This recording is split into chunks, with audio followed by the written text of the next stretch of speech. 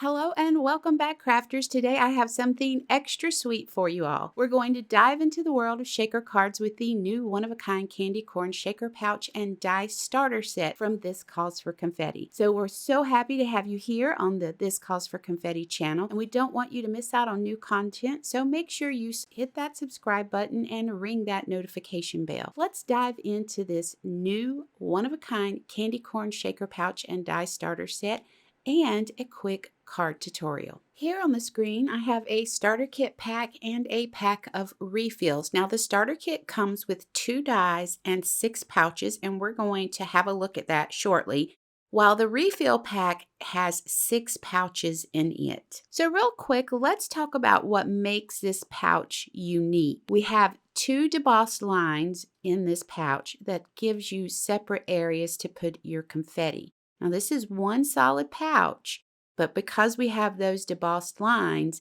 you're getting 3 separate areas to put your white, orange, and yellow confetti in. Now, we recommend our teeny tiny confetti for this, but you most certainly can use your regular sequins in this. That will work great as well. Just remember, this is a low profile shaker, so we don't recommend anything that has any thickness to it like polymer clay or anything like that. So real quick, we're going to do a card because I want you to see how easy the shaker pouch kits are to create quick and simple shaker cards. So this is a black and white paper from our 6x6 Boo paper pack, and I decided that I wanted to do just a real simple black and white version of the card I just showed you. So I'm going to cut this paper to 4 1/4 inches wide by 5 1/2 inches high for an A2 size card. We're then going to take the 2 dies from our starter kit. You need to remember the dies come in the starter kit, and then you can buy refills separately if you need to. So 2 dies and 6 pouches come in that starter kit. We're going to take the smallest die from our starter kit and we're going to line it up on our pattern paper. I'm just going to take my time and center it. I'm going to secure it down with Scotch removable tape to hold it in place so I can quickly run it through my die cutting machine. So now that we have it out of the die cutting machine, we'll go ahead, remove the die, carefully remove that Scotch removable tape, and you can see here we have the window cut out to insert our shaker pouch into, and you see it fits in there perfectly. So it's just a matter of centering it up and running it through your die cutting machine. The larger die, you can just cut you a piece of white cardstock. If you have some scrap cardstock, use that because that larger die is what cuts the back to our shaker pouch. And this makes it super simple to create your shaker pouch and then add it to your card base. I've found that it's so much easier if you create the shaker element first and then just glue it or tape it to the card once you're ready to assemble the card. So now that we have our back piece cut for our shaker, we're going to go ahead and start to assemble our shaker. I'm cleaning out the inside of my shaker with a clean, dry microfiber towel. You sometimes get little bits and pieces of dust or paper in there, so make sure you have that cleaned out. We're going to grab our It's No Secret anti-static powder tool, and we're going to use this to go around the edges of our pouch so that our confetti doesn't stick to the edges. If you've ever created a shaker card and you shake it, and then sometimes some of your polymer clay bits or your sequins end up getting stuck in those edges along the pouch, this helps to eliminate that problem. So I'm taking the dough foot applicator and I'm wiping it along that wiper inside the tube, and then I'm just removing some of the excess powder by doing that, and then we're going to put a light coat of this around our pouch to help remove any stickiness that we might have there. Now, if you haven't seen the video for our It's No Secret tool, I'm going to link it at the end of this video so that you can check it out. There are so many different things that you can use this tool for. The main reason that it was created was to help our customers eliminate static in sequin packaging so that they could easily remove those sequins into a container or sequin tray, depending on what you were doing. You can use it for shaker pouches. You can use it along foam adhesive if you're building your own shaker.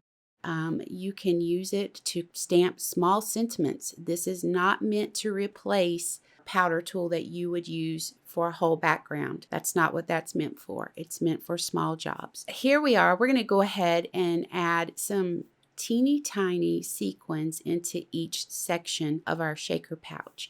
I'm going to start with the teeny tiny white, and the center is going to be teeny tiny tangerine, and then we'll put teeny tiny safety yellow in that very last area. I did end up getting a little bit of that teeny tiny orange into that bottom section, so I'm just using my lift and release tool to gently pick those up and put them back into the orange section. That's not a problem. Once I have those removed, we'll fill this up, and then we're going to remove the release paper from the back of the shaker pouch. You want to be really careful when you do this. You want to use your release tool. I use the sharp end of my release tool to help lift that release paper up while I'm holding the pouch down with my finger. So you can gently lay your finger on that debossed area because it's raised up when you have it upside down. It holds everything in place, and watch how I use my lift and release tool to hold my pouch down while I'm pulling that release paper away. I do want to mention real quick, if you use any type of anti-static powder in this pouch, use it before you remove that release paper because it will take the stickiness away from your adhesive. Now here's a tip, and I recommend everybody do this. Put a small bead of glue on those raised areas. So the debossed areas, like I just mentioned, are raised. And what I'm going to do is take my Barely Art glue and just run it along that raised area. And it's going to help seal those areas closed once we put the backer on this. And because this teeny tiny confetti is so small, it could slip down between the paper and the shaker if you shake it hard enough. So I kind of want to prevent that from happening. So just a small bead of glue all the way across just the raised areas will help keep each confetti color within its section. So I put my large die cut piece on the back to close it up. I'm gently running my fingers along those raised areas, and you want to leave it upside down, set it to the side, and just let it dry for a few minutes. So what I'm going to do while this is drying is I'm going to go ahead and decide what sentiment I'm going to use with my card and trim that out. We'll go ahead and I'll get my card base prep and make sure I have everything ready because this comes together really quick at this point. I decided that, of course, I wanted to use our Halloween sentiment strips, and one of the sentiments on it is "Don't yuck my yum." I know candy corn's not for everyone, but I am a fan of candy corn, and I just love the sentiment, "Don't yuck my yum." I thought it was so cute. So we added that, and on our sentiment strips, you're going to notice that the white has a different font than the black does, and there are a couple of different sentiments, but we tried to do some repeats on these so that if you wanted to make multiples, you would have enough sentiments to do those multiples. And we tried to coordinate the sentiments with things that go within our shop. So for instance, we have ghostly greetings, and that goes with a lot of our Boo products that we have brought out this year. Also, don't yuck my yum, I love you more than candy corn. All of that goes with our candy corn pouches, obviously. We also have some really cute polymer clay bits that are called Fang-tastic.